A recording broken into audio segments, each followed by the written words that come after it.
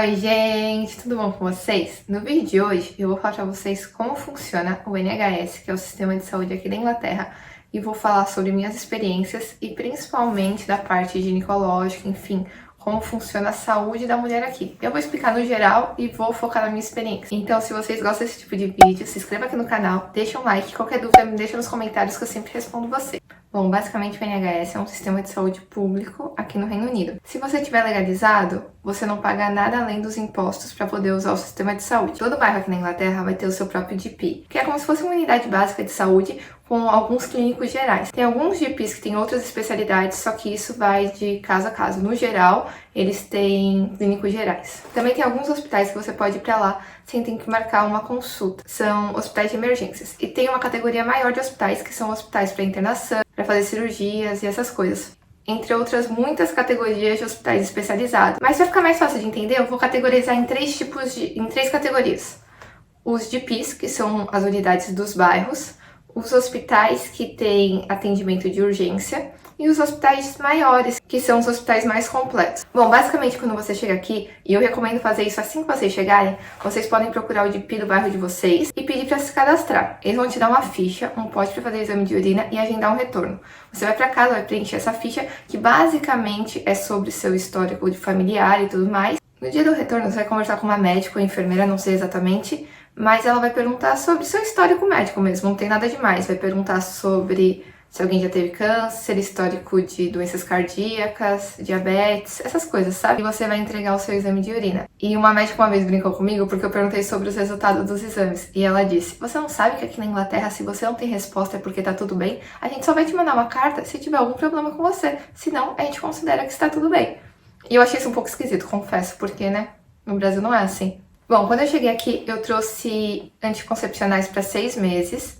E logo depois de alguns meses, assim, não foi muitos meses não, foram uns 3 meses depois de eu me cadastrar no sistema de saúde, eu recebi um panfleto. Esse panfleto, muito bonitinho, para eu fazer o Papa Nicolau. E dentro tem explicações de como é feito, todas as dúvidas, sobre por que é importante fazer o exame, sobre idades e tudo mais, porque aqui eles consideram que você precisa começar a fazer o Papa Nicolau com 25 anos. Fui lá, eu toda linda, perdida, agendei um horário com uma médica, tipo uma clínica geral, e quando eu fui pra consulta, ela explicou que não era ela que fazia o Papa Nicolau, era uma enfermeira especializada na saúde da mulher. Só que eu expliquei duas coisas pra essa médica. Eu expliquei que no Brasil eu já tinha tido umas 2 ou 3 crises de pedras nos rins, e que antes de eu vir pra cá, mais ou menos um ano antes, eu fiz um ultrassom das mamas e encontrei um nódulozinho bem pequenininho que os médicos, todos os médicos que eu fui, falaram que deveria ser hormonal, da idade e tudo mais, que não era nada grave, que eu precisaria fazer acompanhamento de ultrassom uma vez por ano, então eu falei isso pra essa médica. Porque aqui funciona assim, tudo que você precisa fazer, você tem que passar com uma médica, que é a médica do seu GP, pra ela te encaminhar. Se você tentar ir pro hospital direto, igual a gente faz no Brasil, muitas vezes não vai dar certo. Não é que não vai dar certo, é que você vai levar tanto tempo no hospital esperando, que às vezes não vale a pena, sabe? Porque se não for extremamente grave, eu tô falando de febre, vômito, de dores insuportáveis, eles vão te deixar esperando, e essa espera no hospital pode demorar muitas horas. Então, se você tá com algum tipo de dor, alguma coisa assim, você precisa agendar com o clínico geral do seu GP, que ele vai te encaminhar para um especialista. Se for algo urgente, também vale a pena ligar pro 111. Eles vão fazer uma triagem com você por telefone, vão perguntar os sintomas, o que você tá sentindo e tudo mais.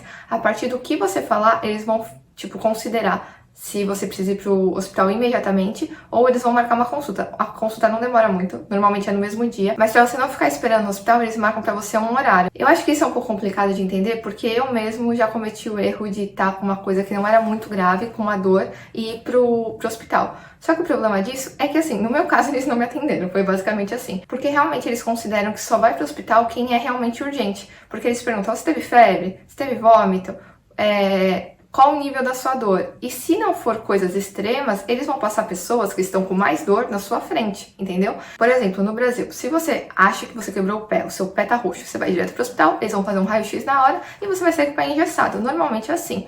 Aqui não funciona assim. Aqui, se você acha que você quebrou o pé, você marca uma consulta no seu GP. Normalmente essa consulta não é de um dia para o outro, mas se for num caso como esse, que você quebrou o pé e que você precisa de emergência, você pode ir no seu GP no horário que abre, às 8 da manhã, e pedir uma consulta de emergência e eles marcam no mesmo dia para você.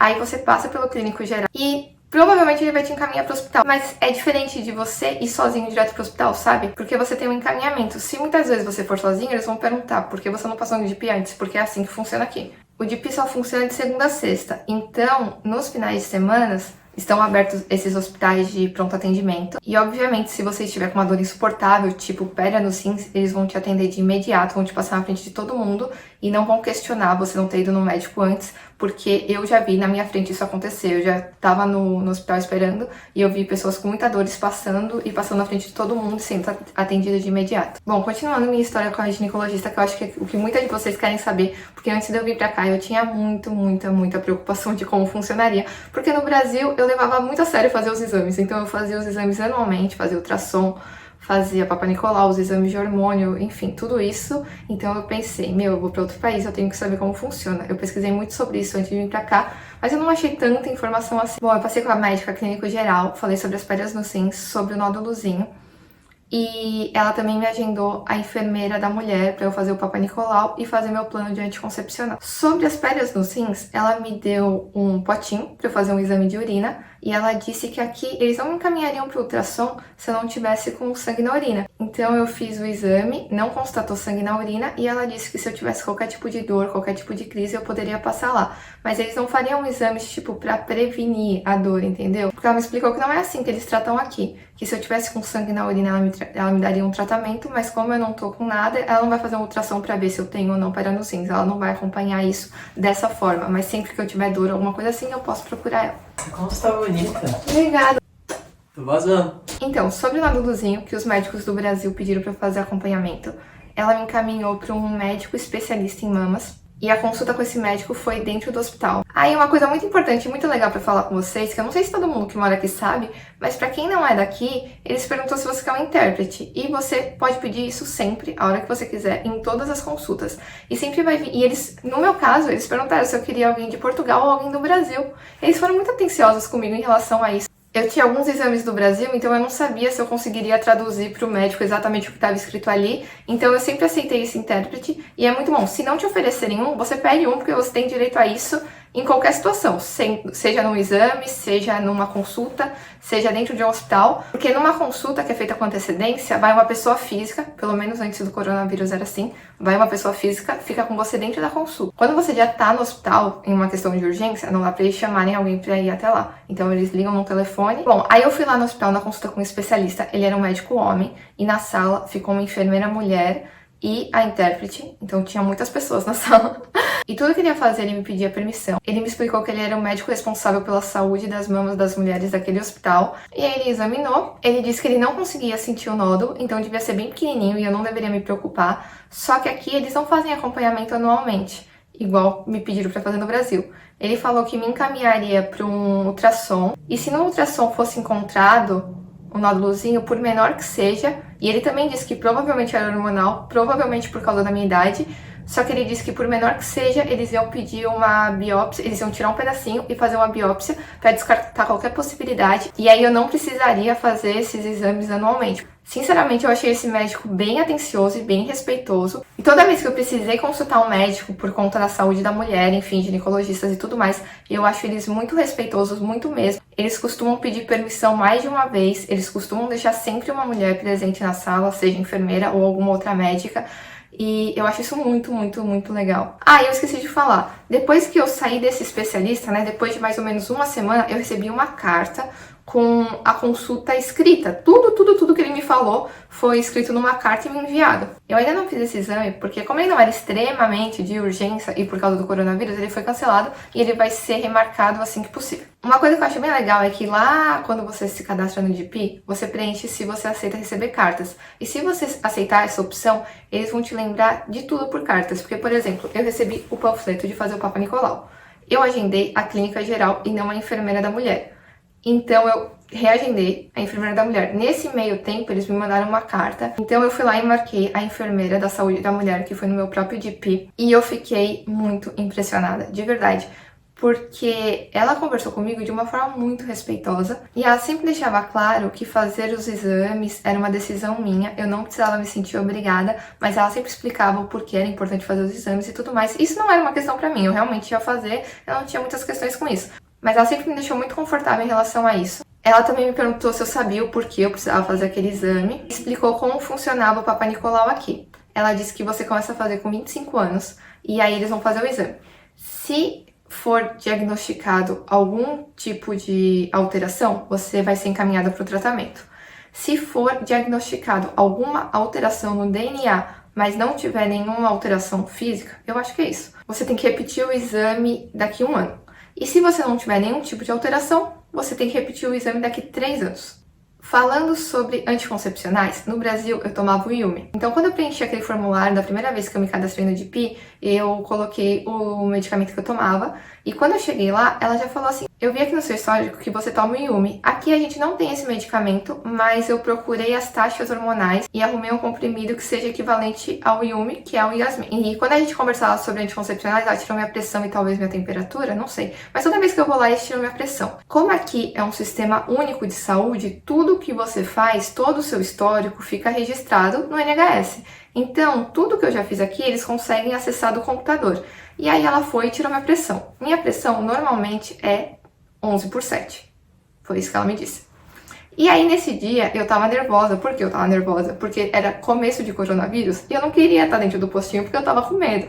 E aí quando eu tirei minha pressão ficou 13 por alguma coisa. E ela me disse o seguinte: pelo seu histórico, sua pressão não está normal. Então a gente vai ter que ficar aqui até sua pressão normalizar. Senhora? Isso é uma coisa muito boa, né? Porque esse negócio de ter histórico, tipo, eu não tenho que contar todas as vezes a mesma coisa. Enfim, enquanto eu tava com a enfermeira esperando minha pressão descer, ela disse que qualquer tipo de anticoncepcional aqui na Inglaterra é gratuito. Eu poderia escolher a melhor opção pra mim, só que ela me explicaria sobre todas as opções. E se eu tivesse qualquer dúvida, a gente poderia conversar sobre isso. E ela sempre insistia assim: não, mas vamos conversar, o que você acha melhor pra você? E, gente, eu achei isso tão legal, ela respeitar, sabe, a minha vontade. Ela não tava com pressa e ela não tava me obrigando a tomar uma decisão. Eu disse pra ela que eu não queria mais fazer o uso de hormônio, então eu não queria mais tomar os comprimidos. E eu disse sobre usar o anel vaginal. Ela disse que o anel vaginal não mudaria muita coisa, porque ele também tem hormônios. Ela disse que ela não aconselharia muito, pelo que eu entendi, ele tem que ficar na geladeira. E o risco de você usar de forma incorreta é um pouco maior do que os comprimidos, por isso que eles dão preferências para os comprimidos. Aí ela disse que eu poderia usar um DIU de cobre. E aí eu expliquei pra ela que eu não queria essa opção porque eu nunca tinha engravidado. Aí ela foi bem legal comigo, ela falou: mas você já viu um DIU de cobre? Eu vou te mostrar. Aí ela puxou mostrou. Ela falou: olha, ele é assim pequenininho, ele fica no seu útero. Ela disse que esse era uma opção excelente, já que eu não queria mais fazer o uso de hormônios, mas que eu teria que decidir sobre isso. Mas ela me explicou que pra colocar o DIU não era no GP, eu teria que ir no Hospital da Mulher. E aí no site do NHS, que eu vou deixar aqui linkado pra vocês, tem tudo. No site do NHS tem explica tudo. Qualquer coisa que vocês quiserem saber, coloque o nome da doença e tudo mais. Eles explicam o tratamento, explicam o que você tem que fazer, explica sobre vacinas, explica sobre tudo.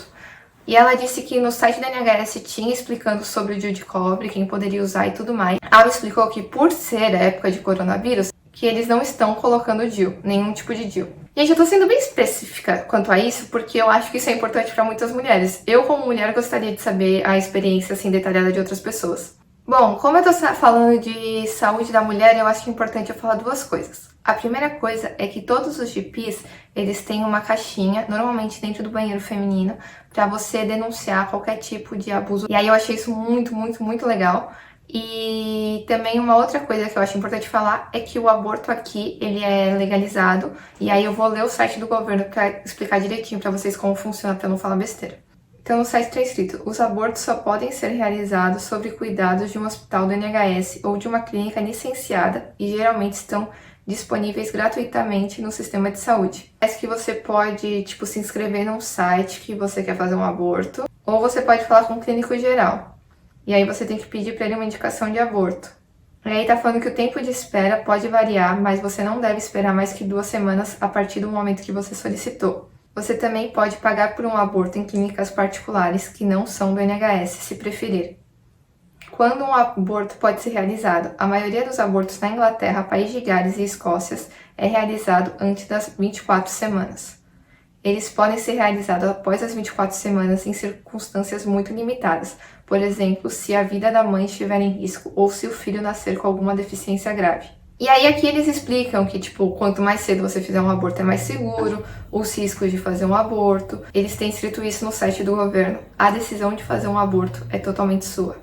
E aí eles explicam como pode ser essa experiência para as mulheres, que algumas mulheres podem ter mais facilidades e outras ter mais dificuldade na hora de decidir isso. E eles dão algum suporte, eles falam que você pode ter suportes para essa decisão e tudo mais. Bom, eu achei interessante falar sobre isso, principalmente por o Brasil não ser um lugar que o aborto é legalizado, né? Eu sei que muita gente tem medo de o aborto ser banalizado e tudo mais, mas realmente aqui eles tratam o aborto como um direito da mulher e eu acho isso incrível. Gente, eu trazer esse tema aqui pro canal não quer dizer que eu considere fazer um aborto. Eu jamais faria, de verdade, mas eu acho que isso não tem que ser uma escolha dos outros e sim da mulher que está grávida. Por isso que eu acho legal a forma com que eles tratam o direito da mulher aqui na Inglaterra. Bom, e agora vamos falar de outra coisa. Aqui, eu percebo que muitos brasileiros veem diferença nisso no Brasil, né? Porque aqui, por mais que eu falei da forma que eles tratam a saúde da mulher, aqui não é comum, porque eu já perguntei isso para as médicas diretamente, fazer exames de rotina. Exames hormonais, exames de colesterol, exames de diabetes, ultrassons em geral. O que eu percebo? Eu percebo que eles não tratam isso de uma forma como rotina. Mas eu acho que se eu for no hospital e explicar que eu acho que eu tô com alguma falta de vitamina, eu explicar os sintomas que eu tô sentindo, eu tenho certeza que eles vão me encaminhar um exame. Mas é diferente do Brasil, que eles não tratam de forma preventiva. Eu sei que isso incomoda muitos brasileiros, porque isso me incomoda um pouco também. Eu acho estranho não fazer exame de colesterol e diabetes uma vez por ano. Mas também já me explicaram que isso pode ser feito em clínicas particulares, mas eu não sei exatamente como funciona. Gente, uma outra coisa que eu acho diferente daqui é que aqui eles tratam as doenças de uma forma diferente das nossas. Eu quero dizer que é o seguinte, no Brasil, como eu tinha peritonitis, se eu sentia uma dor muito forte na barriga, eu ia direto pro hospital. Chegando no médico, eu ia falar do meu histórico, ele já me encaminhava pro ultrassom, já me dava remédio na veia, e era isso que acontecia. Aqui não é exatamente assim.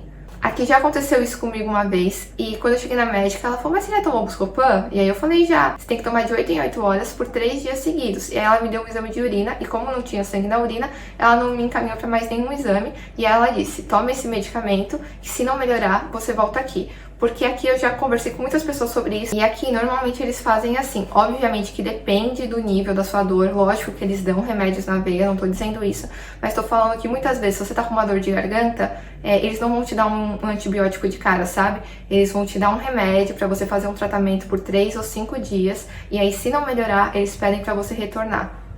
Óbvio que já teve algumas situações que eu estranhei muito, muito mesmo, ainda mais com essas coisas de você não poder ir direto pro hospital, de você ter que marcar uma consulta. Eu demorei um pouco pra entender como funcionava, mas eu tento entender que é só diferente do que a gente tá acostumado. Eu sempre tento confiar no que estão me falando, no que o médico tá me falando. Se ele tá falando pra eu tomar remédio por 3 dias e se não melhorar, voltar, eu vou fazer isso, e se não melhorar, eu vou voltar. Eu tento não ficar preocupada quanto a isso, porque eu acho que eu tenho que confiar no que estão me falando, sabe? Lógico que eu tô falando que essa é a minha experiência, eu nunca precisei de uma situação mais grave que isso. E também, quanto à saúde da mulher, a minha experiência foi muito positiva, eles sempre me trataram muito, muito bem. Lógico que também, às vezes eu me questiono sobre eu precisar ou não fazer exames de rotina hormonal e tudo mais, mas eu tento entender que a saúde daqui, ela é diferente do que a gente tá acostumado e eu tenho que me adaptar a isso, sabe? Porque eu tenho certeza que se eu tiver um sintoma, alguma coisa assim, eles vão me passar algum exame e não vão questionar quanto a isso. E por fim, a última coisa que eu quero mostrar pra vocês é que durante a quarentena eu recebi esse panfletinho que eu achei a coisa mais fofa do mundo,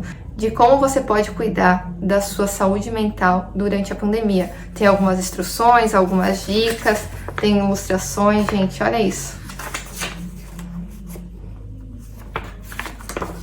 Então, gente, é isso. Lógico que eu quero dizer que é diferente do que a gente tá acostumado e, obviamente, isso deixa a gente um pouco inseguro. Só que também tem coisas muito boas e eu, particularmente, não tenho do que reclamar. Espero que vocês tenham gostado do vídeo. Beijo, até o próximo vídeo. Tchau!